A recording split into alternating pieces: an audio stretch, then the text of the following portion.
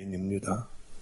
하나님, 모든 영광과 박수는 우리 아버지만 받으시고 우리들은 늘 용서받은 죄인의 자리에 머물게 하여 주시옵소서. 하나님께서 귀한 은혜의 시간을 허락하여 주셨습니다. 이러한 귀한 만남이 꼭 필요하기에 아버지의 만남을 허락해 주신 하나님 아버지 앞에 진정한 감사와 또한 찬양을 올려드립니다. 우리 주님, 우리들의 이 만남을 통하여 우리들, 나는 무엇을 하며 살아가야 하는가? 나는 정말 구원받은 믿음의 자녀인가? 나는 지금 어디로 가고 있나? 우리 주님 앞에 다시 한번 묻는 의미 있는 시간들 되게 하옵소서. 마지막 끝나는 시간까지 우리 주님께서 성령으로 함께 해주시기를 간절히 소망하며 구주 되신 예수님 이름으로 기도드렸습니다. 아멘. 아멘. 하나님 말씀 보겠습니다. 사도행전 9장입니다.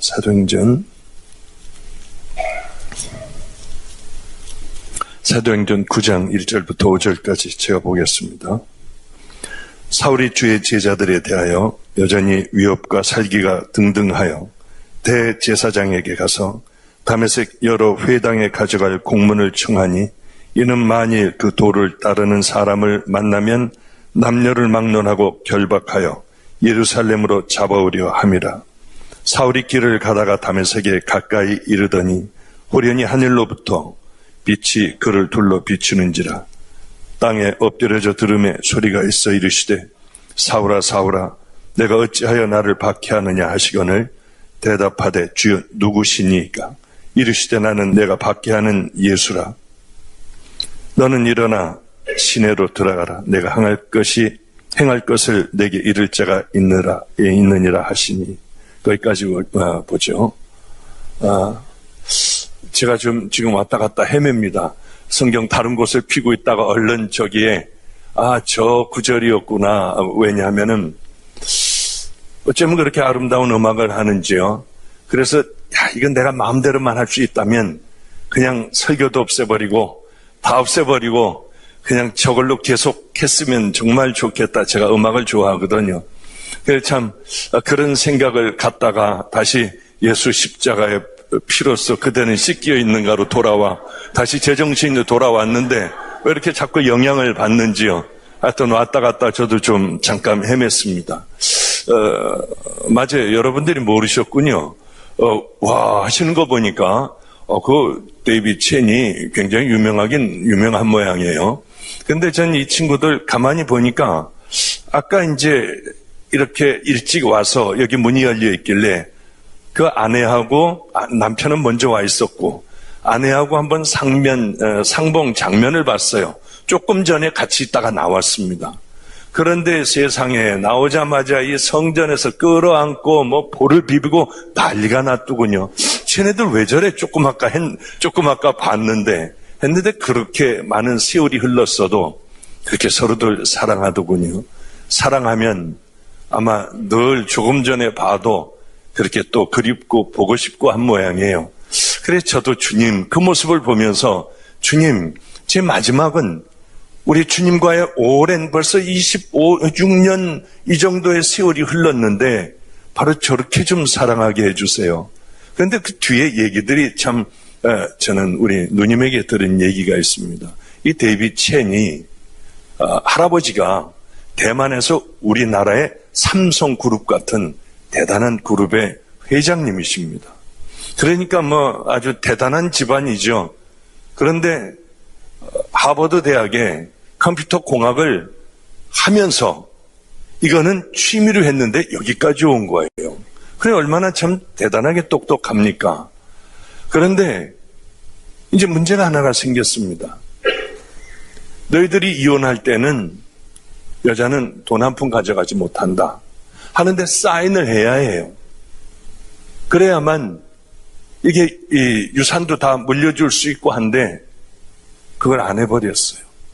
왜냐하면 사랑하는 아내에게 이렇게 마음 아픈 일을 사인을 하게 안 하겠다. 돈이 아무리 많이 어마어마한 재산이 돌아온다 해도 나 그거 안 하겠다 하고 딱 치워버린 정말 아내를 사랑하는 그런 귀한 친구가 그렇게 또 아름다운 음악까지 하니 오늘 저는 아주 홀딱 반해버렸습니다.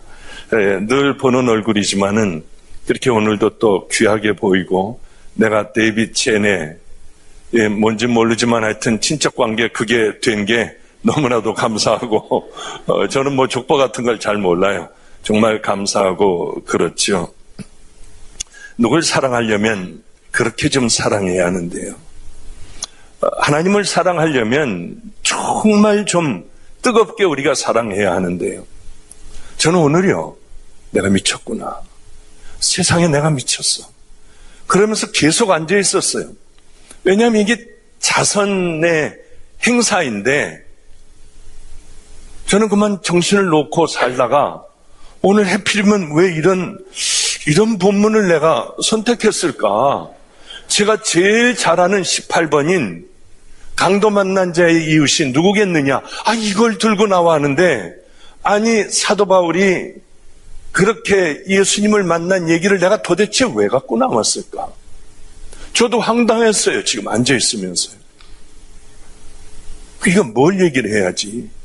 그리고 지금 앉아가지고 얼른 좀 뭘 좀 보고 이것저것 좀 주워 보다가 이게 지금 어떤 자리인데 열심히 헌금을 해서 여기 뉴욕에 있는 가장 어려운 사람들을 돕자고 하는 데인데 왜 이랬을까? 이건 무슨 말씀이냐면 당신들 정신 차려야 돼. 지금 이 얘기거든요. 이 설교를 해가지고 과연 헌금이 많이 나올까? 아니 도대체 내가 왜 이걸 들고 나왔을까? 하여튼 굉장히 많이 지금 후회를 했습니다마는 우리 주님께서는 왜 그랬는지 저는 몰라요. 이 교회가 어떤 교회인지도 모르고 오늘도 처음 목사님을 만나 뵙고 또 이 교회도 와서 정말 어쩌면 이렇게 아름답고 좋은 교회가 있을까 그저 이런 생각을 하며 올라왔습니다. 우리 주님의 뜻이 분명히 있을 줄로 믿습니다. 오늘 그렇게 몸이 아픈 거예요.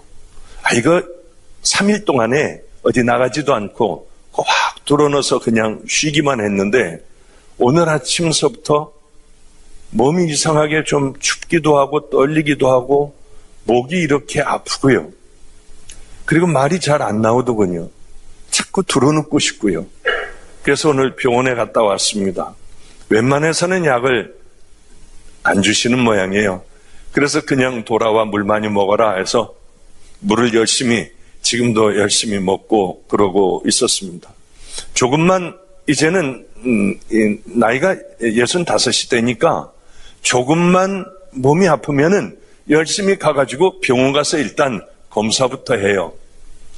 왜냐하면 마지막이 참 그렇게 고통스럽게 몸 아파서 그렇게 어렵게 이렇게 살까봐 좀 아프면은 얼른 안과도 좀 가보고 합니다. 여러분들은 열심히 병원 좀 다니시나요? 우리 교회에 얼마 전에 장로님이 한 분이 계시는데 이제는 두 분이 계시는데 한 분밖에 안 남으셨어요. 장로님이 어느 날 안색이 안 좋아요. 그럼 왜 이렇게 안색이 안 좋을까? 병원 가보시죠. 예, 목사님. 그래 또 세월이 지나 저는 아침만 되면은 주일날 전 교인을 안수를 해줘요. 열심히 안수를 다 해주는데 이쪽은 병든 분, 이쪽은 정말 결단하고 다시 한번 시작하겠다고 하는 분들 나와서 전부 안수를 받으세요. 때로는 많을 때는 400명 이상을 안수를 해주고 먹은 거 가서 다 토해내고 힘드니까요. 그러기도 해요. 그런데 그 장로님이 병원은 안 가고 아픈 사람들 서는 줄에 서 계시더라고요. 그래서 그분을 안수를 열심히 해주고 왜 병원을 안 가보시느냐? 전 제가 무슨 병인 줄 알아요. 그래도 병원 가가지고 한번 좀 검사를 해봐야 하지 않느냐 했는데 병원에 가가지고 검사를 해봤더니 담낭암이 온몸에 전체에 퍼져서 아무것도 해줄 수 없대요. 왜 진작 병원을 가시지 그랬느냐 하고 여쭤보니까 저는 암일 줄 알았대요. 왜냐하면 나는 하나님 앞에 온전하게 살지 못했기 때문에 목사님, 저는 당연히 이 병이 암일 줄 알았어요.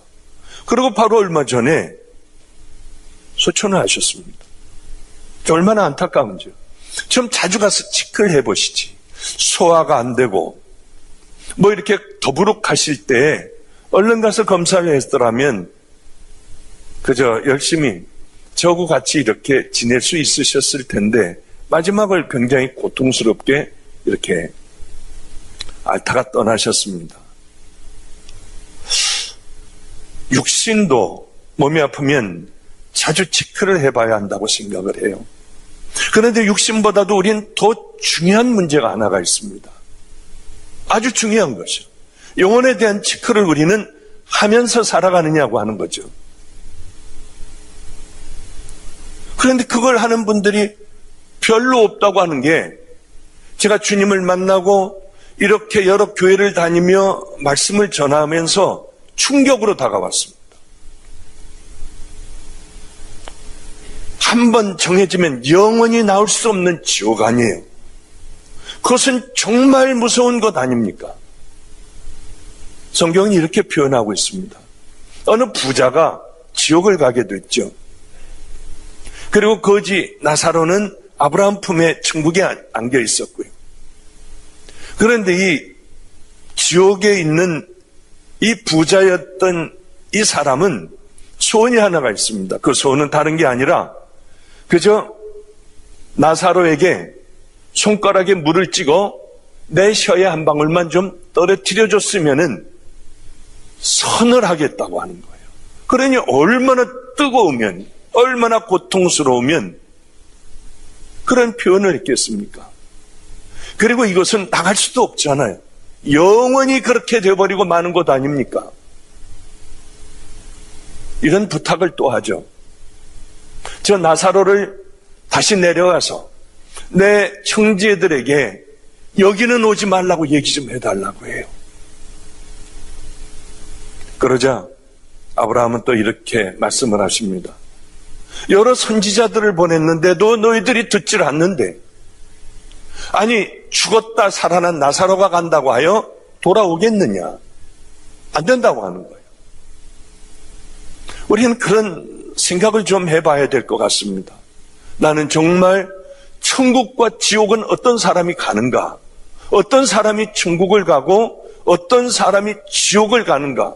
이걸 잘 준비하고 살아가는 사람은 과연 얼마나 될까?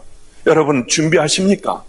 신약 성경 하나를 갖다 놓고 천천히 천국과 지옥에 대하여 잘 여러분은 필기를 하며 내가 어디에서 걸리는구나, 여기서 걸리는구나, 혹시 이런 준비를 하십니까? 안 한다고 하면 황당하기가 짝이 없는 일 아니겠어요? 그것을 준비 안 한다고 하면 저는 우리 교인들에게 늘 그렇게 얘기해요. 이 땅의 정신병자들, 영적인 정신병자들은 그것 하나도 생각하지 않고 이렇게 살다가 가면 천국 가겠지, 이런 생각하는 사람 아닌가, 그런 생각을 해요.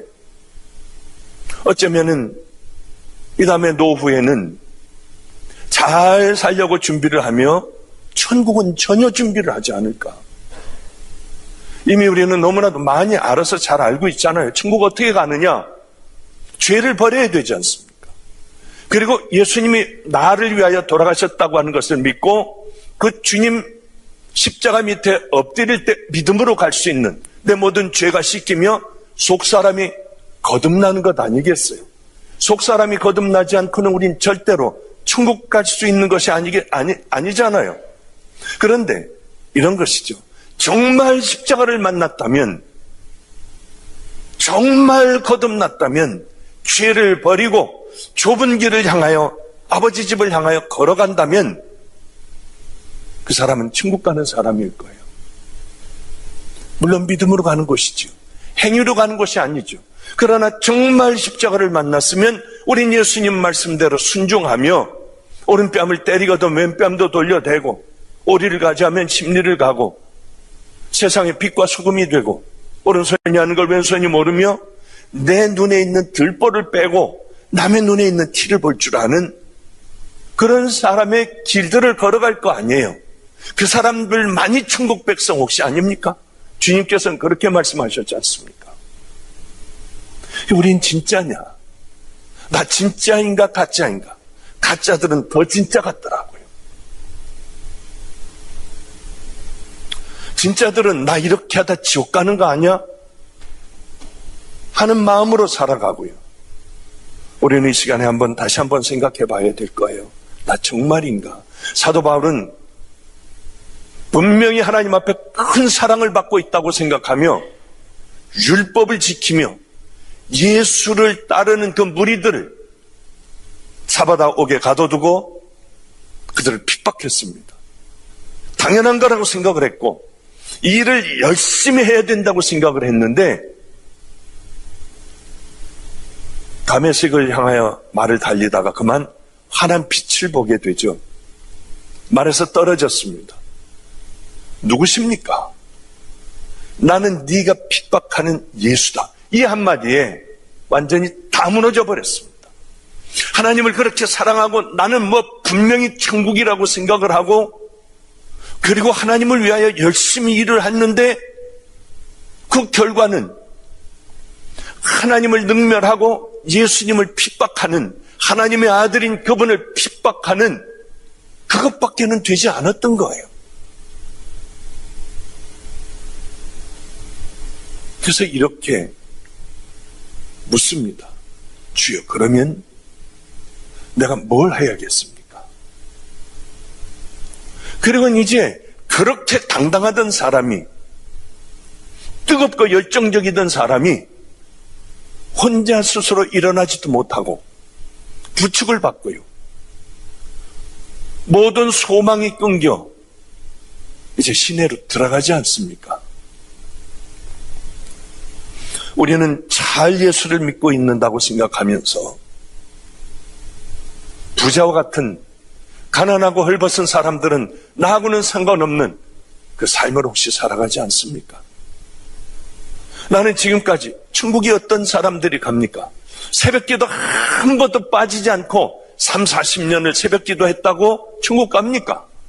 아니에요. 그렇다고 하면은 주일 한 번도 빠지지 않고 맨 앞에 나와 우리가 예배를 드린다고 우리가 천국 갑니까? 아니잖아요. 아니, 내가 장로가 됐다고 천국 갑니까? 아마 더 힘들 겁니다. 천국 가기는. 힘들 거 아니에요. 많이 맡았으니까. 내가 그럼 목사가 됐으니까 난 당연히 천국 제일 빨리 갈 거야. 아마 더 많이 맡았기 때문에 가장 어려운 게 목사님 아닐까요? 저 혼자는 그냥 되지도 않는 그런 생각을 한번 해봐요, 그냥. 제가 한 번은 행위로 천국 가는 건 절대로 아닙니다. 그 은혜를 알았을 때에, 아니, 나 같은 벌레만도 못한 인생을 구원시켜 주신, 십자가에 달리신 예수님을 통하여 내가 구원받은 그 사랑을 생각하면 우리가 어떻게 다른 길로 갈 수가 있겠습니까? 제가 한 번은 샌프란시스코에 집회를 갔습니다. 이제 다음 주에도 샌프란시스코 또 LA 쪽으로 해서 집으로 돌아갑니다마는 기도 좀 해주십시오. 몸이 영 끝까지 견딜 수 있을까 하는 생각이 듭니다. 그런데 샌프란시스코에 한번 집회를 갔는데 그 언덕의 힐에 사는 아주 부자분이 제 설교를 들으셨어요. 고민을 하고 있었답니다. 과연 이게 맞는 내 삶일까? 난 정말 구원받은 믿음의 자녀일까? 나 어디로 가고 있나? 심판대 앞에 섰을 때에 나그네 같은 인생에 주님 뭘 하실까? 이거를 생각하고 있던 차에 이제 제 설교를 듣고 그분은 결단을 했어요. 자기의 신앙을 다시 한번, 난 십자가의 보혈로 씻겼나? 이제 남은 인생을 어떻게 살아갈 것인가를 결단을 하게 됐습니다. 그리고는 이분은 한국에 오셔가지고 어느 섬을 죽도록 찾아다녔어요. 어떤 섬이냐면 저는 제 멘토가 있습니다. 제 멘토는 아마 이 땅에서 가장 많은 능력을 행했던 사람일 것 같아요. 제 모든 생각과 가치관들이 다 깨져버렸으니까. 정말 말도 안 되는 일들이 일어났습니다. 그런데 그분이 다른 사람들이 천국 갔다 왔다고 하면 저는 믿지 않았지만 그분이 천국 갔다 왔다고 하면은 가슴 두근거리면서 그 얘기를 듣던 주님을 만나고 얼마 안 되던 그런 시절이었어요. 저에게는 다른 소망이 없었어요. 물론 의사였습니다. 주님을 정말 만나자마자 다 팔아버리고 가난한 사람들에게 재산 주고 그리고 저는 용산 쪽방, 역 앞에 있는 그 쪽방 쪽으로 들어가서 이렇게 쭉 지내오다가 이렇게 그 신학도 가고 전도사님도 만나고 뭐 제 멘토도 만나고 했어요. 그런데 제 멘토에게 제가 늘 부탁을 했습니다. 나 이 땅에서의 삶은 내게 의미가 없다 이제. 그러니 하늘나라에 가보면 가장 귀한 사람들이 누구냐? 누가 최고이냐? 하나님께서 나에게 원하는 게 뭐냐? 나 그렇게 살겠다. 죽으라면 나 죽겠다. 가서 꼭 좀 예수님 만날 때 좀 물어봐 달라. 그러면 기도하고 얼굴이 파리해져가지고 나올 때면은 천국을 갔다 왔대요. 물어봤냐? 못 물어봤대요. 천국을 가면 다 잊어버린대요. 그래서 종이에다가 하얀 종이에다가 그분 기도하는 곳에 크게 써놨어요. 기분이 이상하면 이것을 보고 꼭 예수님에게 물을 것. 그래도 한 번도 대답을 안 해줬어요. 왜냐하면 올라가면 전혀 다르대. 그게 여기서 가만히 뚫어져라 하고 보고 가서 공부 여쭤봐야지. 해도 그걸 모른대요. 그런데 안성에서 힘들게 제가 목회를 하고 버려진 애들하고 살고 이런 아이들하고 이렇게 살아가는데 저를 찾아왔어요. 하나님이 저를 버리라고 하여 개척을 하며 저를 버렸습니다. 마음에는 굉장히 섭섭한 마음이 있었죠. 많은 세월이 흐른 지금에야 무슨 뜻인지 제가 알겠어요. 저에게 와서 이러더군요. 앞으로 딱 한 달 후에, 한 달인가 40일인가 그 후에 하나님이 나를 부르셨대요. 자기는 하나님 앞에 갈 거래요. 그날은 눈이 엄청나게 많이 올 거고, 그냥 농담인 줄 알았습니다. 그러면서 제가 같이 살고 있는 애들을 다 데려나오라고 하여 데려나왔더니 애들 기도를 해주고 이렇게 얘기하는 것이었어요. 얼마 전에 천국을 갔는데 너는 이제 내게 와야 한다. 딱 그날 눈이 엄청나게 많이 오는 날 그렇게 하나님께 갔습니다. 그런데 그때 천국을 갔대요. 주님하고 이렇게 걷고 있는데 너무 아름다운 좋은 집에서 어떤 집에서 빛이 흘러나와서 저건 누구 집이냐고 했대요. 너희 나라에 있단다. 보고 싶기 원하느냐. 그래서 이제 보여주는 데 보니까 어떤 섬이더래요. 어떤 섬에 다 쓰러져가는 집이 있는데 그저 십자가 이 십자가를 달고 교회구나 하고 있었는데 하얀 할아버지가 교회 선벌 바닥을 쓸고 있더래요. 얼마나 많은 큰 종들이 있는데 세상에 저 사람이, 저 목사님이 최고의 종일까? 교인도 얼마 되지 않는데. 왜 그렇습니까? 저는 젊을 때부터, 총각일 때부터 들어와 이 교회를 열심히 양들을 섬기는데 그저 10명, 10명 되는 이 양들을 열심히 섬기다가 자기 친구들은 어디 전도사로 갔고 또 세월이 흘러 자기 친구들은 어디 목사님이 됐고 그럴 때마다 짐을 싸 나는 나가야 돼. 나는 가야 돼. 그리고 가다 보면 거기 마을 성도가 어디 가세요? 하다 보면 내가 가면 여기는 아무도 들어오질 않아. 하고 다시 짐을 풀고 또 다시 짐을 쌌다 가려고 하다 풀고 그러다가 그 양들을 전부 천국으로 보내고 자기의 모든 것들을 다 내준 그가 바로 저 주인이란다. 그도 때에 맞춰 올 것이다. 그래서 이제 얼마 남지 않은 인생에, 건강했던 분이 얼마 남지 않은 인생에 안성에서 목회하고 있는 저를 찾아오셨어요. 그리고 이 땅에 머무는 동안 다 버리고 양들만 정말 사랑하다가 그리고 올라오라고요. 거기서 만나자.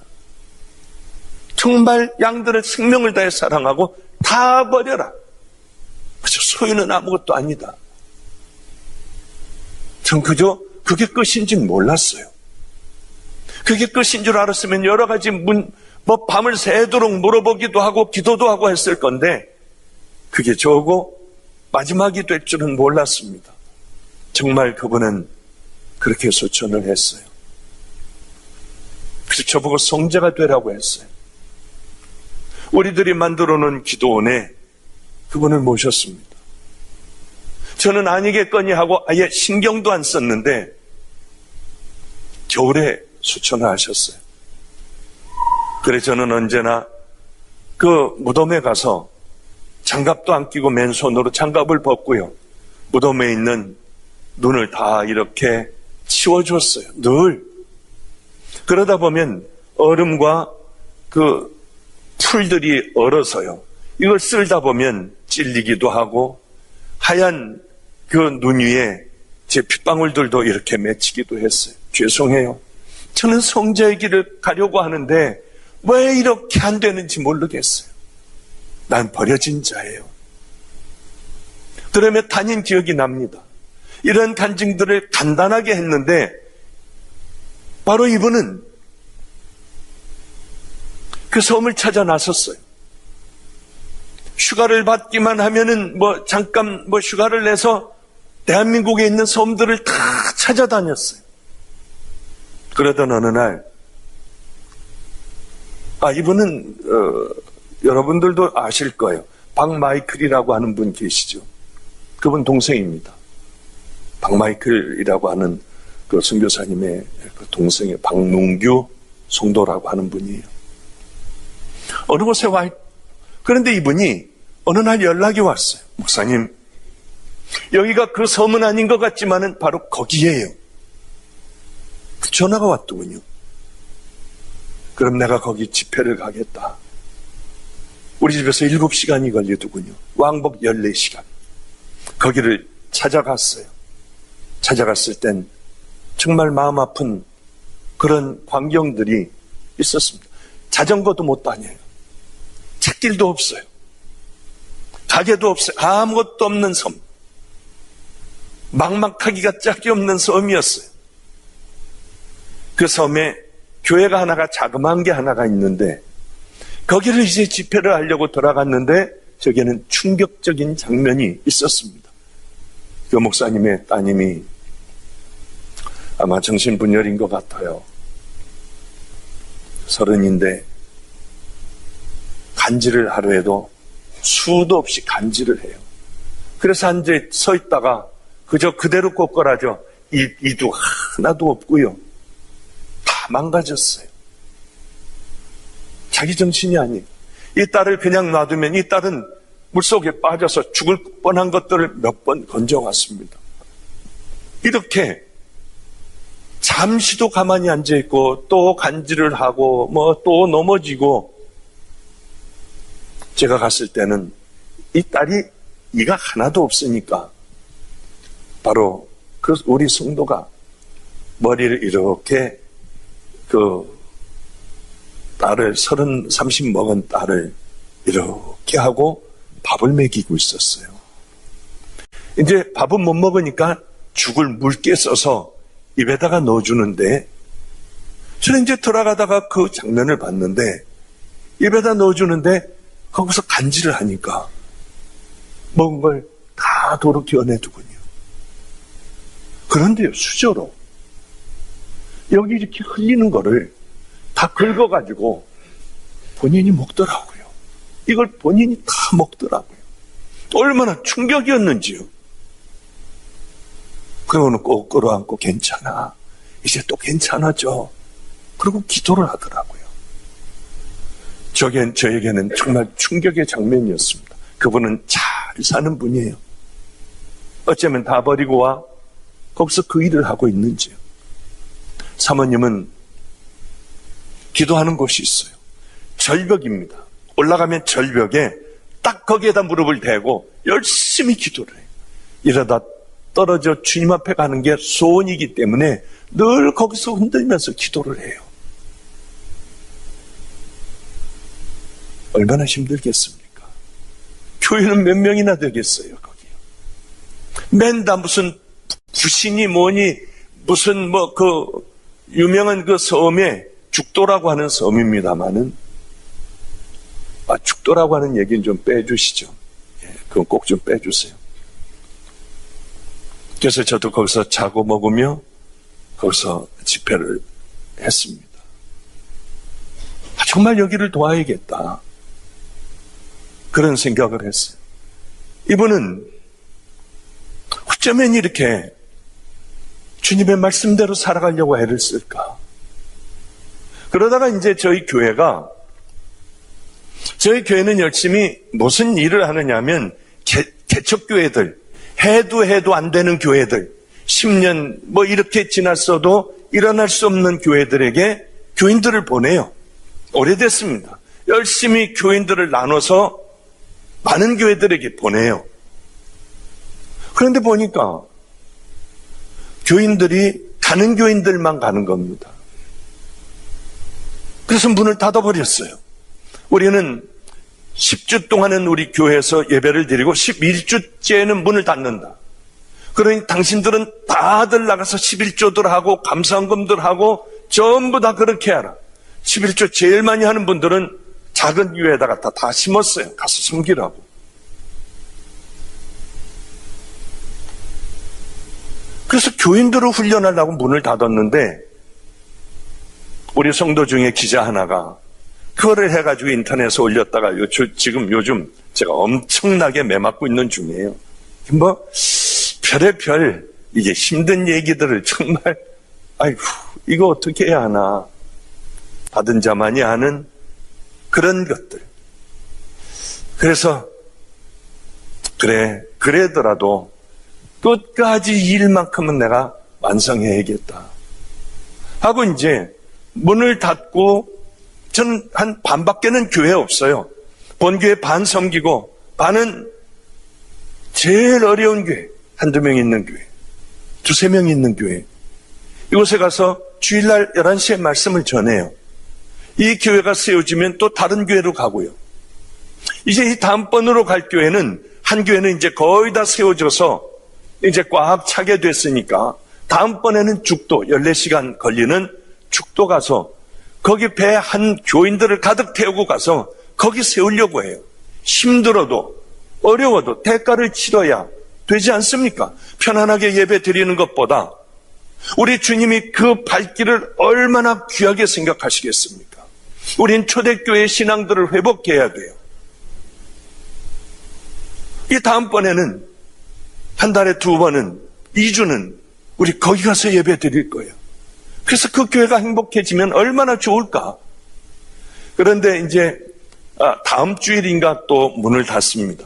전교인 교회 못 들어오게, 한 명도 못 들어오게 하고 교역자들도 한 명도 남아있어서는 안 돼요.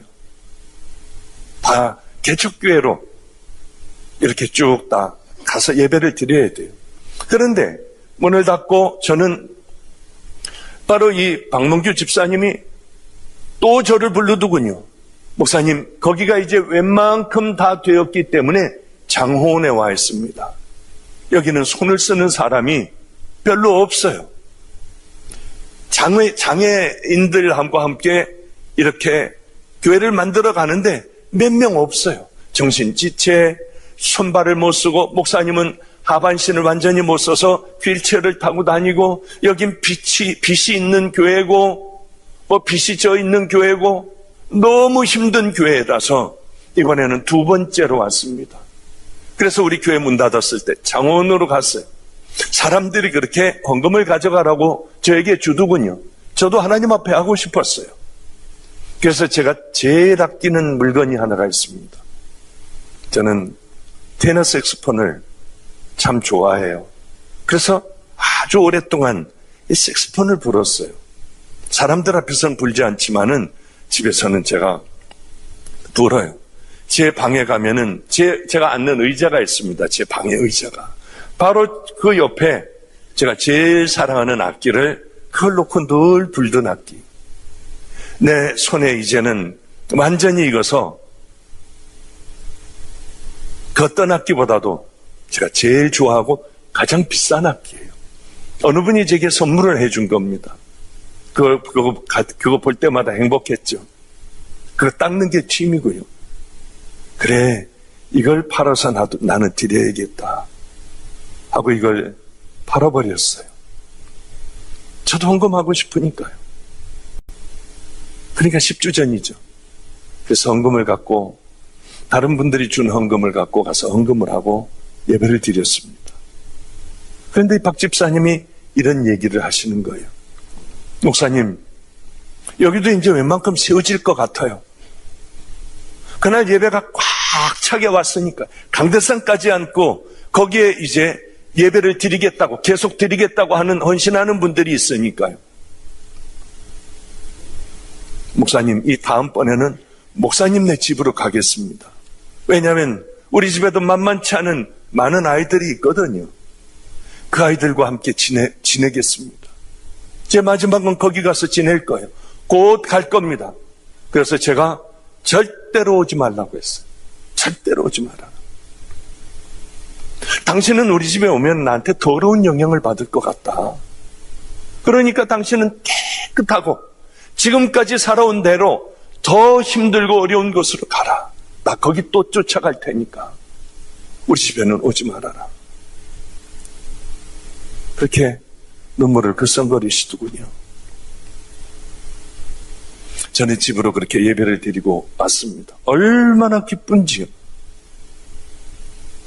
그런데 연락이 왔어요. 한 번 예배에 5천 몇백만 원이 나왔대요. 헌금이요.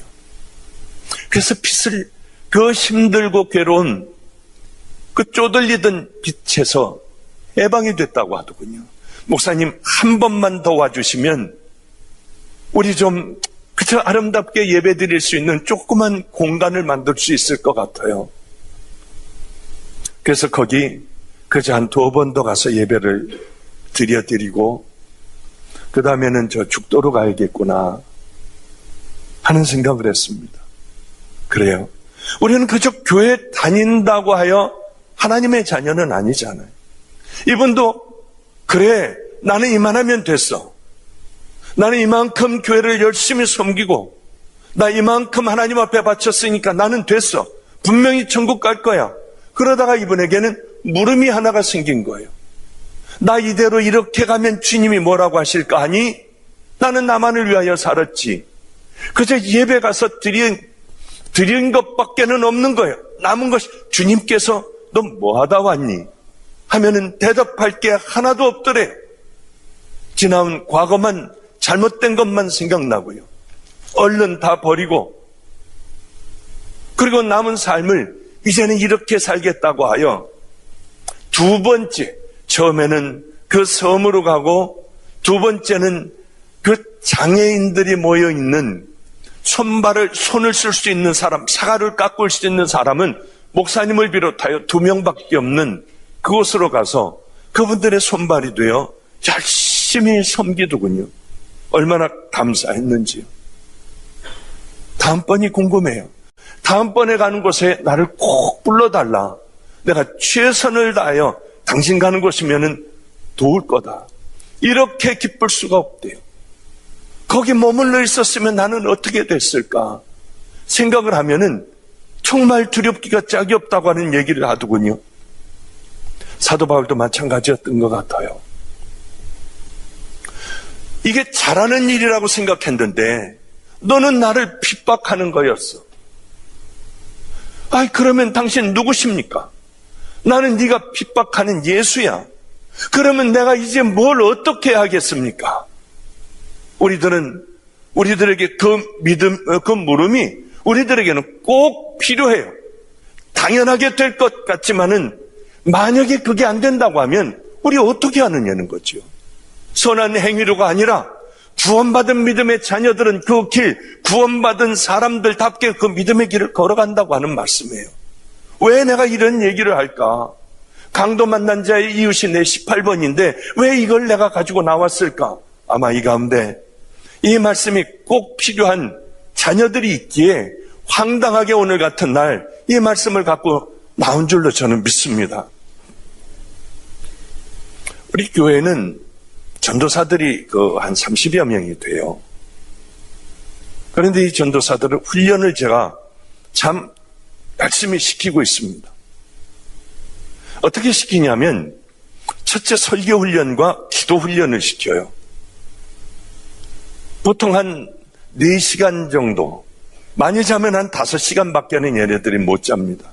왜냐하면 산기도를 가야 하고 새벽 기도를 해야 하고 학교도 다니고 이게 전임 같은 경우는 눈꽃 뜰 새 없으니까요. 그리고 설교 훈련을 시켜요. 설교 정말 잘하는 이런 귀한 분들의 설교들을 다 외워야 돼요. 그 설교들을 굉장히 잘합니다. 그런데 설교 대회를 열어요. 그래서 1등은 아주 상이 크죠. 제가 외국 나올 때에 저하고 같이 지가 원하는데 나 영국 가고 싶습니다 하면은 제가 영국에 집회를 잡아가지고 영국으로 가고, 미국 뉴욕입니다 하면 뉴욕으로 다 오고, 이게 이제 상이에요.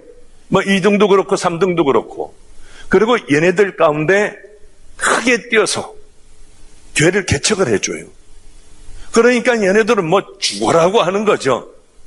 그런데 1등, 2등, 3등은 늘 정해졌어. 이렇게 보면은 얘가 1등이지, 얘가 2등이지, 얘가 3등이지. 그건 늘 정해진 겁니다. 그런데 이번 설교 대회에서는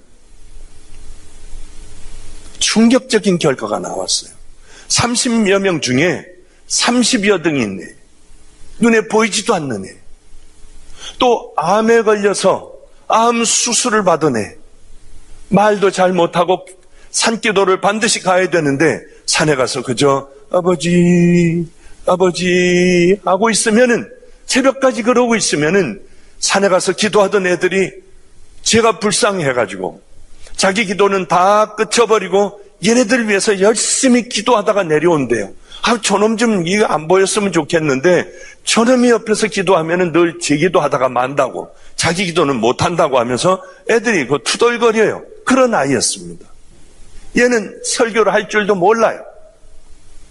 그런데 이번 설교에는 어떻게 잘한다고 생각했던 모든 애들이 다 저 뒤쪽으로 가버리고, 말도 안 되는 애들이 다 1등, 2등, 3등 이렇게 한 거예요. 2등은 아니군요. 2등은 그저 할 만한 녀석이 했고 1등, 3등, 4등, 5등, 6등이 생각지도 않은 애들이 다 됐어요. 그 설교를 들으며 이게 만약에 설교 이렇게 우리가 이런 대회가 아니라면 다들 목 놓아 울고 싶었다고 해요. 얼마나 설교들을 잘하는지요. 그 설교는 삶의 설교였습니다. 하나님을 정말 사랑하는 마음의 설교였어요. 하나님은 이러더군요. 암에 걸리고 1등한 애가 걔였습니다. 제가 다 기억이 안 나고 어떤 것 기억이 안 나지만 이 장면 하나 기억나요. 자긴 벌레만도 못한 죄인이래요. 암에 걸리는 거 당연한 거래요. 뭘 할 줄도 모르는 자고. 그런데 자기 같은 이런 나약하기가 짝이 없는 주님께서 십자가에 달리셔서 자기를 구원해 주셨대요. 그 생각하면 주님 하고 산에 가서 그 기도밖에는 할 수가 없대요. 자기는 더럽대요.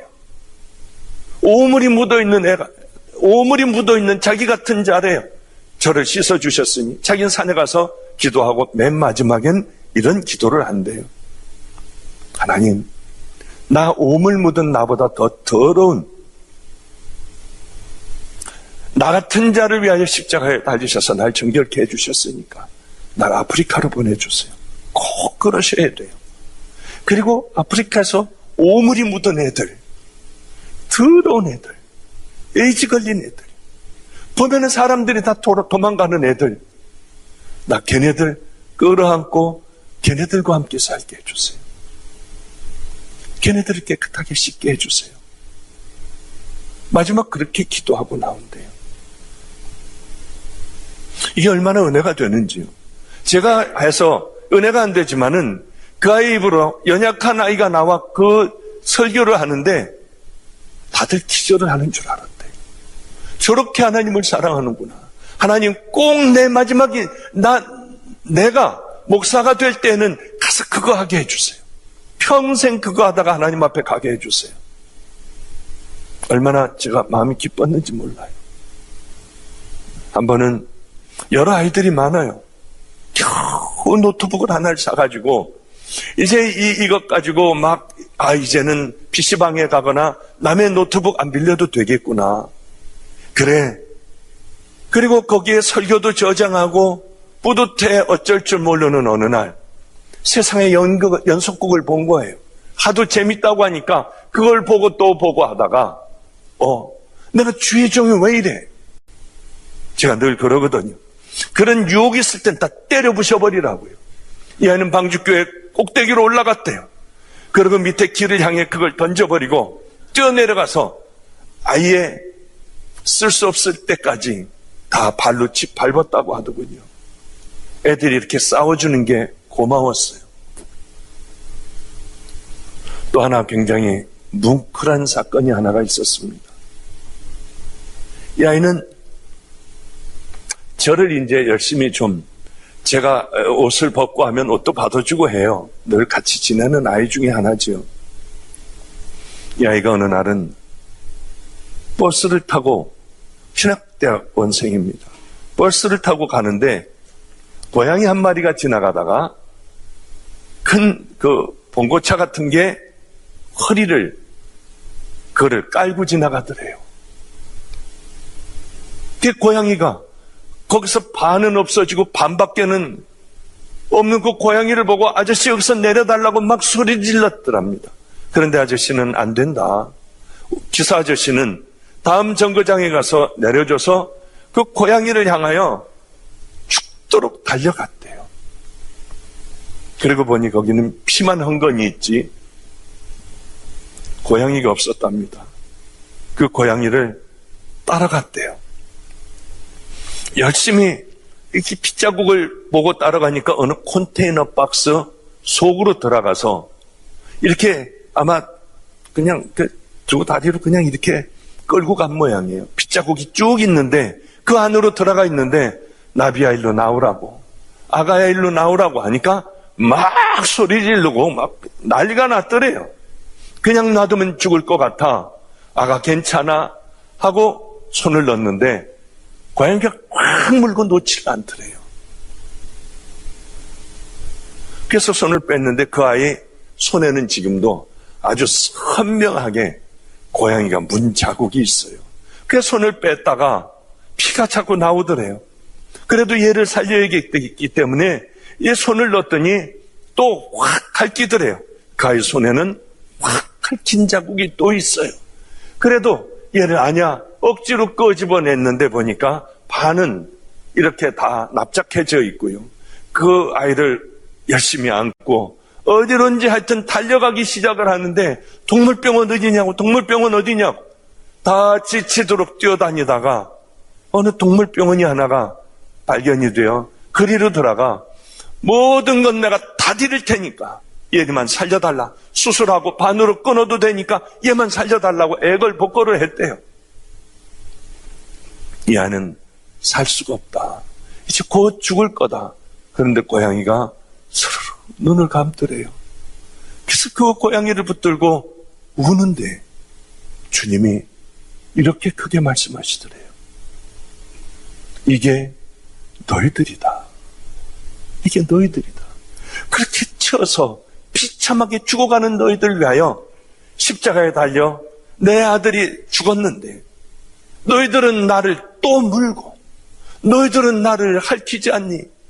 그래서 그 고양이를 붙들고 치는 그렇게 울었다고 하더군요.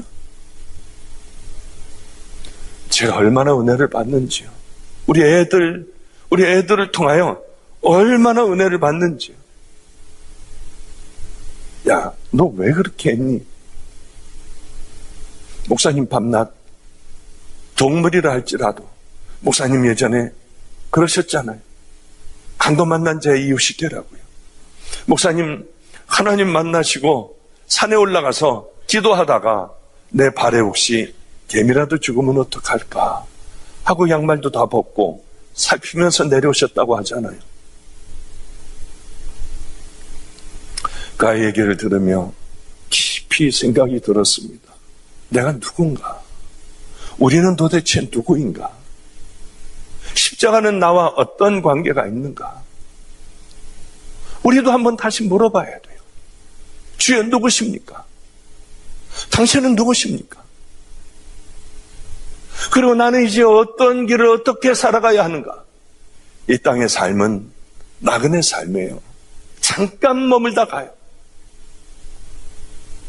그저 이렇게 살다가 주님 앞에 가야 하는 인생에 뭘 나를 드러내고 살려고 합니까? 이제는 남의 허물, 우리 아이들에게 늘 그걸 가르쳐요. 너희들이 남의 허물이 있을 때 제 허물을 들춰냈지 않니? 이제는 그러지 마. 작은 것부터 한번 싸워봐. 작은 것을 통하여 너희들이 살아날 수 있고, 작은 것을 통하여 너희들은 무너지고 버려진 자로 살 수 있어. 이게 드러나고 싶어도 이게 흉허물이면 그 자리에는 네가 가서 있어. 그리고 네 허물이고 네 죄인 것 같이 하고 한번 살아가 봐. 얼마나 기쁨이 큰가. 나만을 위하여 사는 게 아니라 다 나눠버려. 내가 죽으면 하나님은 나를 살리셔. 내가 낮아지면 하나님은 나를 높이셔. 내가 다 나눠주면 하나님은 내게 마음껏 채워주시는 분 아니야. 우린 정말 하나님을 믿고 믿음의 길을 걸어가자. 그런 얘기를 우리 아이들 교육시키면서 해요. 성도 여러분들, 내가 무엇을 하리까? 저는 그냥 세상이 좋아 살았던 사람이에요. 그러다가 제가 주님을 만나게 되었습니다. 얼마나 충격이었는지. 하나님이 절대로 없다고 살며 생각하며 살아왔던 목사의 아들이었어요. 제 집안은 다 목사님이에요. 할아버지서부터, 작은아버지서부터. 저는 장손이에요. 당연히 저는 목사가 되는 줄 알았습니다. 그러나 저도 성취가 많은 사람입니다. 저는 하나님이 없다고 생각했어요. 죽으면 그냥 땅속에 들어가는 거 아니야? 그러나 제가 주님을 만났을 때 얼마나 울었는지 몰라요. 뭐 제가 밤낮 간증하지 않습니까? 얼마나 울었는지 몰라요. 그리고 가던 길을 확 다 바꿔버렸어요. 다 팔았어요. 뭐 의사나 뭐 이런 건 제게 더 이상의 조그만 미련도 없었습니다. 주님을 만난 그 다음서부터 다 버리고 돌이켜 버려진 애들하고 살고 깡패들하고도 살았습니다. 지금은 깡패하고 살거나 물론 버려진 애들하고 살기도 하죠. 가치관이 바뀌더군요. 내가 무엇을 해야 할지 분명히 알았어요. 어떤 길을 걸어가야 할지 제가 알았어요. 하나님의 십자가를 만난다면 우리는 다 거듭나야 됩니다. 만약에 나 거듭나지 않은 것 같다. 여러분, 가짜예요. 조금만 기다려 보십시오. 지옥 가요. 지옥 갑니다. 두고 보십시오. 성경대로예요. 믿음으로 구원받습니다. 정말 믿습니까? 내가 정말 그 예수님이 나를 위하여 십자가에 못 박히셨다고 하면 우린 이렇게 살지 않아요. 물론 때로는 넘어질 때 있지만 일어나 다시 십자가를 향해 걸어가요. 나를 날마다 못 박아요. 내가 얼마나 흉악한 죄인인지, 죄인의 괴수인지 알게 돼요. 우린 다시 한번 우리들의 신앙을 점검해 봐야 합니다. 나 정말 죄를 버렸나? 나를 십자가에 날마다 못 박나? 이제는 가치관이 달라졌나? 나는 성령님과 함께 이제는 성령님께서 말씀하시는 그대로 싸우고 나는 이 믿음의 길을 걸어가나? 아니면은 가짜예요. 두고 보시래도요. 믿음으로 간다고 하는 건 초대교인들에게 해당되는 겁니다. 너 예수 믿어 안 믿어? 믿는다고 하면 짐승들의 밥이 되거나 디아스포라가 되거나 돌에 맞아 죽거나 창에 찔려 죽거나 하지 않았어요? 그때의 얘기를 가지고 예수를 아는 것과 믿는 것과는 달라요. 귀신들도 예수님이 구원자이고 하나님의 아들인 걸 알잖아요. 그걸 안다고 귀신도 구원받습니까? 우리는 우리들의 신앙을 다시 한번 생각해 봐야 해요. 우리 아버님이 가끔 이런 얘기를 하십니다. 야, 92세세요. 야, 너 좀 와봐라. 어느 날 이런 얘기를 하세요. 내가 말이야, 강원도 어느 쪽에 내가 집회를 갔어. 그런데 그 옛날에 어떤 여자가 들어오진 않고 저쪽에서 설교하고 있는데 치마를 짧게 입고 또 그냥 눈썹에도 뭐 펄럭거리는 걸 이렇게 하고 여기 싹 빨갛게 하고 그리고 껌을 짝짝 씹으면서 이렇게 보고 있더래요. 그런데 이 여자가 점점 은혜를 받아 그저 뒤에 앉아있다 보니까 맨 앞으로 나와서 울고불고 뒹구는데 못 보겠더래요. 그래서 얼른 가서 덮어줘라 해가지고 덮어줘가지고 그렇게 하며 주님을 만났대요. 주님을 만나자마자 제일 먼저 한 게 몸파는 이걸 먼저 버렸답니다. 이걸 먼저 다 버리고 다 떼어버리고 세수하고 그리고 교회 열심히 다니기 시작을 했어요. 교회 나오면은 울고요. 긴 치마를 입고요. 그러다 그 교회 목사님이 그 교회 장로님 아들하고 결혼을 했는데 어디서 했냐면 제가 지금 있는 원장으로 있는 인천 마가의 다락방 기도원에 거기서 아버님이 쭉 목사님들을 다 불러서 목사님들이 일렬로 쭉 서 있는 그 가운데 이분 둘은 결혼을 하고 나갈 때에 안수들을 다들 목사님들이 쫙 서서 안수해주며 눈물 바다가 됐다고 해요. 거듭남은 이런 거야. 저희 아버님이 그러시더군요.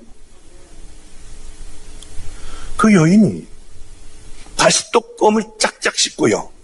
시아버지를 모시고 사는데 이 짧은 옷을 입고 그리고 시뻘겋게 칠하고요. 늘 하듯이 집에서 그렇게 껌 씹으며 그냥 아버님 그냥 이러면 되겠냐는 거예요. 그 삶이 달라져야 하잖아요. 이제는 정숙한 여인이 되어야 하고 이제는 남편만을 알아야 하고 시아버지 시어머니 잘 공경하고 쓰던 이런 더러운 언어들을 다 버리고 처음에는 안 되지만은 또 안 돼도 다시 한번 연습하고 또 일어나고 또 다시 그것을 향하여 아름다운 정숙한 아내를 향하여 걸어가야 되지 않겠나요? 우리들은 마치 결혼을 했어도 우리들은 변하지 않은 채 더러운 채로 그렇게 살아가는 자녀들 아닌가요? 십자가를 만나면 무조건 그렇게 깨지게 돼 있고 거듭나게 돼 있습니다. 속사람이 달라지게 돼 있습니다. 만약에 우리가 십자가를 만났는데도 아무 변화가 없다고 하면 그런 십자가 저거 불 떼버려야 되잖아요. 그러나 하나님의 아들이신 그분이 못 박히신 그 십자가는 만나기만 하면 누구나 다 거듭날 수밖에 없습니다. 그게 아니라면 우리는 어쩌면 애초에 수많은 날들을 예수를 믿었지만 구원받지 못한 그런 버려진 자들로 이렇게 살다가 하나님 앞에 가야 하는 그런 자녀가 아닌지 몰라요. 저는 이제는 보람을 느껴요. 예전에는 참 힘든 일도 참 많았습니다. 그저 오래되지 않았는데 그저 몇 개월 전에 어느 분이 저에게 와서 잘못했대요. 그래서 뭘 잘못했느냐 그랬더니 제가 안성에서 이제 별의별 일들을 다 당했어요. 험한 애들 또 우범 지역에서 제가 목회를 했기 때문에요. 그런데 저쪽 동네 저쪽으로 가면은 사나운 사람들, 사나운 애들이 많았습니다. 거길 가면 때려요. 매를 맞아요. 돌을 던져요. 복음을 전하면요. 그래서 거기 그쪽 가서 복음을 전하는데 이게 또 매 맞을 거 생각하니까 못 가겠는 거예요. 그럼 골목으로 들어가서 간 쪽을 이렇게 만져요. 그럼 몹시 아프고 고통스러워요. 그래, 난 이제 곧 갈 거야. 그리고 갈 거야. 그 골목에 가서 그렇게 만지고 가면은 용기가 나요. 이제 죽을 거니까. 그러면서 가가지고 복음을 전하면 애들이 돌을 던져요. 그런데 얼마 전에 인터넷 방송을 보고 있는데 자기 아들이 벌써 오래전의 일이죠. 그런데 요즘 와서 그러더래요. 저분 안성초등학교 후문에 거기에 있었던 목사님이래요. 그런데 친구들서부터 돌 던지는데 자기는 안 던지고 자기는 그냥 소리 지르고 그렇게 저한테 야유를 했다고 하더군요. 저분 돌 많이 맞았다고 하더래요. 내 아들이 그 자리에 있었던 것만이라도 내가 죄니까 용서해달라고 하더군요. 생각이 나요. 이 머리 있는데 맞으면은 수건을 가지고 이렇게 싸고 그러지 말라고. 너희들도 내가 만난 예수를 한번 당신들도 한번 만나보라고. 그러고 오며 여러 번 이제 여러 일들이 그런 일들이 있었는데 이렇게 하면 주님이 많이 마음이 아프실 것 같아요. 그래서 찬양도 하고 아무렇지도 않아요. 다른 일들도 있었을 때에도 아무렇지도 않아요. 주님 속상해야 필요 없어요. 그리고 찬양을 했던 그런 기억이 나요. 얼마나 어려운 일들이 많았는지 모릅니다. 이제는 참 기쁜 일들이 훨씬 더 많습니다. 이젠 그런 아이들하고 안 삽니다. 좋은 아이들하고 살아요. 온갖 사연을 많이 가지고 있는 아이들하고 살아요. 오늘도 여러분들 헌금 시간을 이제 가질 거거든요. 근데 우리 전도사가 저하고 같이 살았죠. 전도사가 아마 찬양을 하나 할 거예요. 우리들의 찬양은, 우리들의 삶은 늘 하늘나라 보고 아버지 집으로 가자 우리. 우린 밤낮 그 얘기들을 많이 하죠. 저 아이는 하루에도 열 몇 시간씩 일렉 기타를 치는 일렉을 전공하는 아이예요. 그 학교를 나오고 그래서 세상 가수들 일렉을 쳐주고 했죠. 그러다가 저 아이가 저를 만나게 됐어요. 그날 기억을 합니다. 일렉을 치고 있다가 이 피크를 땅에 던지더군요.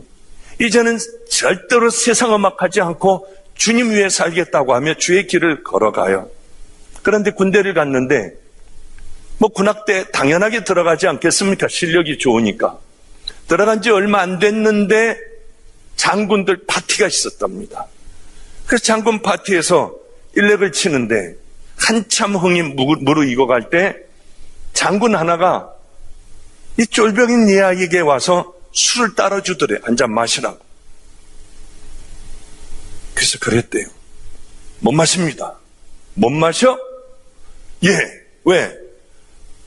아버지가 마시지 말라고 했습니다. 아버지는 하나님 아버지예요.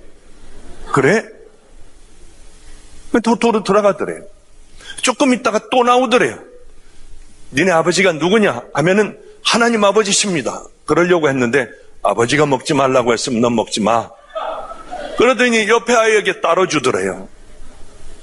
얼마나 고마운지. 애들이 이렇게 거듭나가더군요. 그 감리교 신학대학을 보냈습니다. 그러다가 가만히 보니까 신천지들이 교회에 들어와요. 아니 그러면 이거 두고 신천지 아웃하고 들어오지 말라고만 할 수는 없잖아요. 야, 대학교 4학년 때였습니다. 너 당장에 관도학교. 예. 왜요? 그것도 없어요 우리 애들은요. 그리고 신천지로 들어가라. 그래서 거기를 뒤집어 버리자 우리가. 그래서 몇 명을 들여보냈어요. 1년 반 동안에요. 이제 찬양하라 해요. 찬양할 전도사예요. 1년 8개월인가 2년 가까이 하루에 8시간씩 수업을 받았습니다. 신천지의 수업. 그러니 얼마나 힘들겠어요. 학교 다 때려쳐버리고 그리고 거기 가가지고 하루 종일 공부를 하는 거예요. 공부를 뛰어나게 잘하니까 얘네들을 이제 딱 찝고 훈련을 시켜야겠다 이놈들을. 그렇게 생각을 하고 있는 터에 강사가 하나가 나와 신바리새인 박보영 목사하고 쓴 거예요. 여기에. 이 사람은 행위구원자다. 잘 살아야 구원받는다고 하는데 이거 불쌍하기가 짝이 없다. 그런데 좀 가만히 나 있지요. 일어나가지고 박보영 목사님이 왜 행위구원자냐? 이렇게 돼가지고 그만 들통이 나버렸어요. 1년 8개월 만에 얘네들은 쫓겨나게 됐습니다. 얼마나 감사한지요. 자기네들의 삶을 포기해요. 그러니 제가 어떤 생각을 하겠습니까? 그래, 너는 가장 빠를 거야. 너는 내가 기억할 거야. 그거 기억 안 하겠습니까? 이 아이 인생을 완전히. 그러고 너 저 캐나다 가. 거기 가서 또 2년을 허비했어요. 그러니까 얘는 4년을 또 중국에 가. 중국 가서 또 2년인가 그렇게 남들보다 훨씬 늦어요. 그러나 우리가 개척을 하나 해줬습니다. 야, 우리가 한 500명 띄워줄 테니까 나가서 너 개척을 해라. 우린 작은 교회예요. 그래서 개척을 목사하고 하나 하고 젊은이 교회를 하나를 네가 딱 맡아서 해라. 근데 지금 한 800여 명 모여요. 5개월 만에. 5개월 만에. 별로 놀라시지 않는군요. 안 놀랄 것 같아요. 이렇게 큰 거 보니까 별로 놀랄 것 같지 않아요. 젊은 애들이 200 몇십 명이 예배를 드려요. 이번 주일에는 한 300명 예배 드릴 거예요. 거기에 담임 전도사예요. 제 생각은 늘 빚진 자로서 살아가요. 이 인생을 이만큼을 허비했지 않습니까? 저는 그렇게 생각해요. 그 모든 젊은 애들과 또 그저 한 200명 정도 이렇게 띄어서 또한 교회를 쟤를 만들어줘야겠구나. 그런 생각을 하지 않겠습니까? 왜? 최선을 다하여 자기 인생을 6년이라는 인생을 뛰어갈 수 있는데 남들은 다 이미 목사가 됐는데 그런 생각을 해요.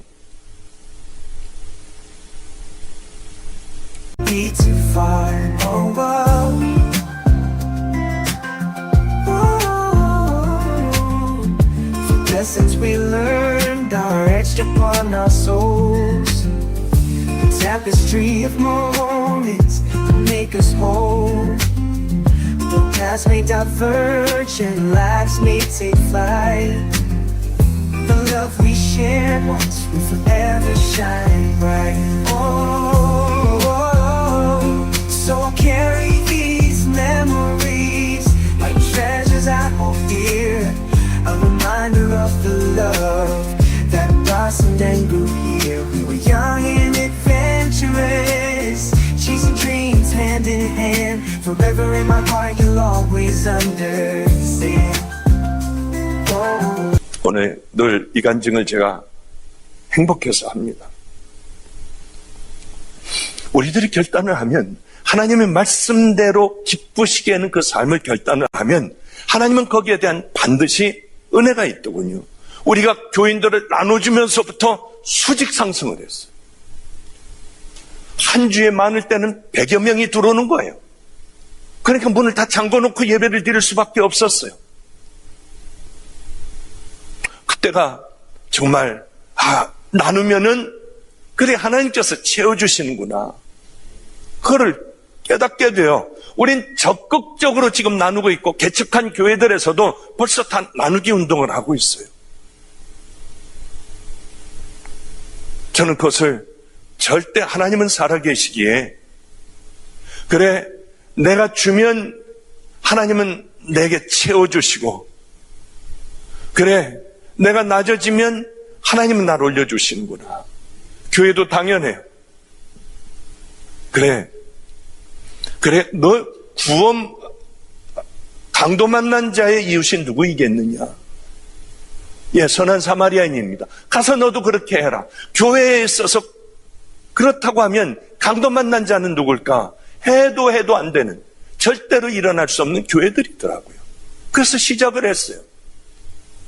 그랬더니 교회들도 살아나고 우리도 채워져요. 얼마나 이게 재밌는지요. 더 주님을 기쁘게 할 게 뭐가 있을까? 저는 내년에 은퇴입니다. 아프리카 쪽으로 가려고 해요. 물론 아프리카로 늘 가서 있는 게 아니라 우리 애들 보내서 거기서 밥을 줍니다. 식사를 다 이렇게 줘요. 우리 아는 식사를 줄 때 그저 아이들에게 그저 갑질을 하면서 주는 것이 아니라 무릎을 꿇고 이렇게 올려준대요. 아이들을요. 얼마나 은혜로운지요. 나도 그런 날이 있겠다.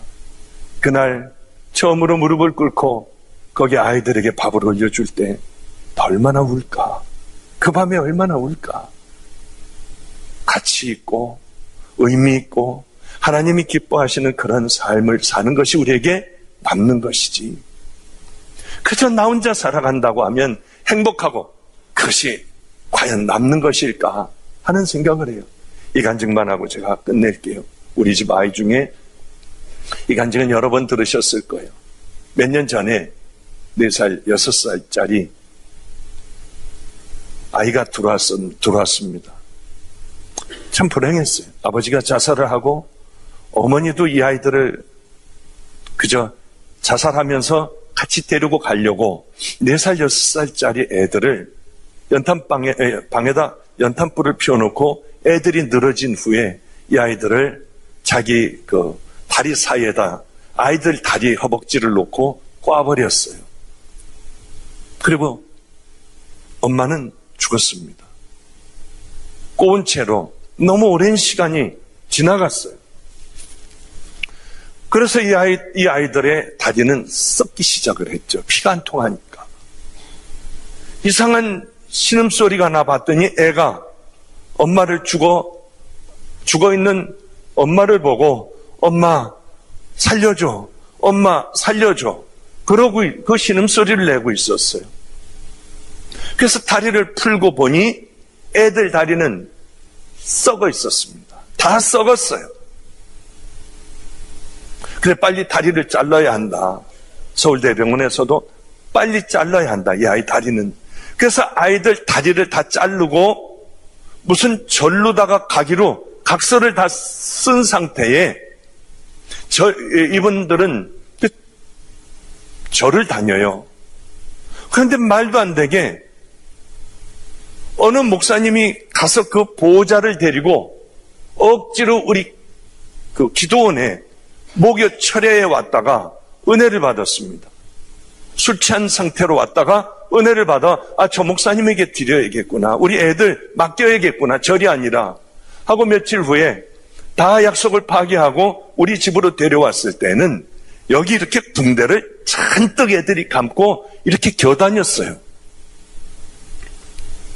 애들이 들어오자마자 썩은 냄새가 나더군요.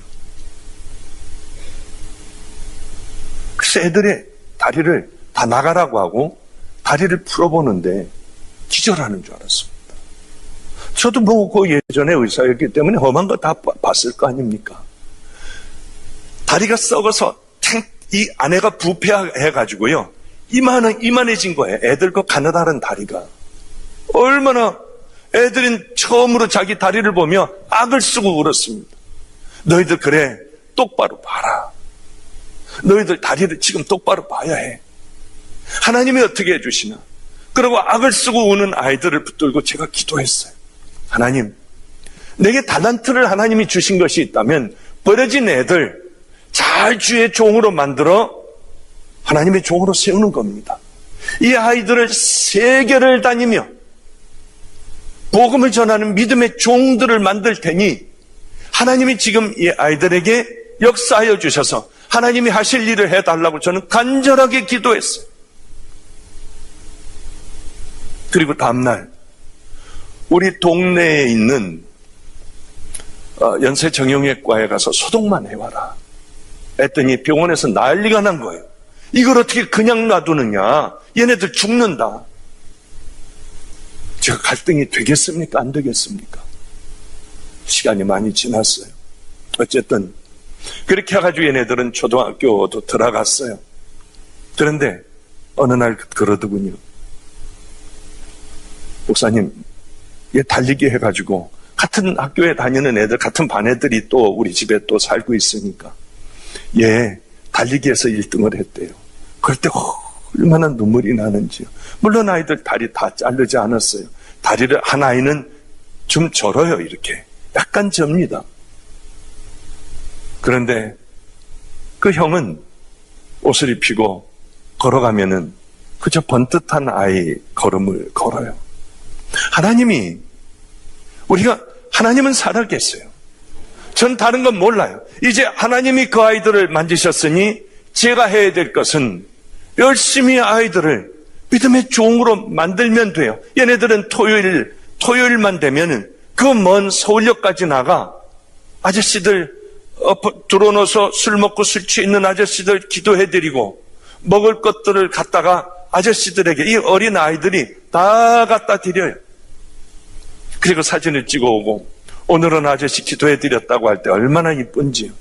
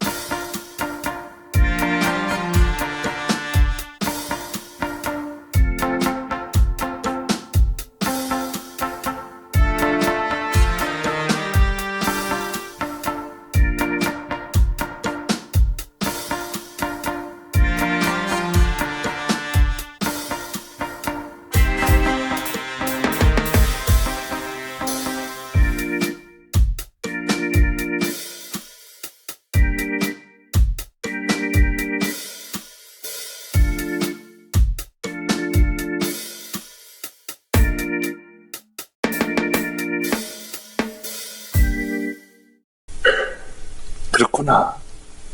우리 주님은 정말 하나님을 사랑하고 하나님의 말씀대로 그 길을 이 아이들을 가게 하려고 하면은 하나님은 기적을 베푸시는구나. 성도 여러분들, 하나님은 살아계세요. 그러니 우리들은 살아계신 하나님 앞에서 살아가야 하며, 첫째 구원이, 내가 정말 구원을 받았나? 구원받은 믿음의 자녀들 같으면 이제는 믿음의 길을 향하여 우리들은 한 걸음 한 걸음 디뎌야 합니다. 그게 잘 안 되는 분들, 작은 것부터 시작하십시오. 아주 작은 것. 오늘 같은 이 집회에 그저 작은 것, 이것부터 시작할 때에 그 다음에 다른 것도 또 행할 수 있고 다른 것도 할 수 있고, 내가 하나님께서 제일 싫어하는 이 죄, 지긋지긋해 하시는 죄가 있다면 반드시 십자가에 못을 박아버리고요, 그 훈련을 하다 보면 우리는 언젠가는 하나님이 기뻐하시는 믿음의 자녀의 길을 걸어갈 줄로 믿습니다. 너무 괜히 오랜 시간을 성도 여러분들 제가 말씀을 전한 것 같아요. 그러나 한 가지 꼭 기억하실 것은, 작은 것부터 나 정말 구원받았나? 이거 확신 죽어도 안 쓸 때는 밤에 잘 때 그 기도하세요. 나 구원의 확신을 주세요. 눈 뜨면 가장 중요한 것이니 눈 뜨면은 하나님 나 구원의 확신을 주세요. 샤워하면서 하나님 나 구원받았어요. 나 구원받은 믿음의 백성이 되게 해주세요. 밥 먹으면서도 운전하면서도 끊임없이 그렇게 내가 무엇을 해야 합니까?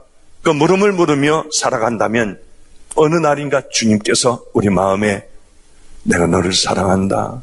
내 아들아. 내가 너를 얼마나 기다렸는 줄 아니? 내 딸아. 그 음성 꼭 들으시는 은혜의 자녀들 되시기를 주님의 이름으로 축복합니다. 기도하겠습니다.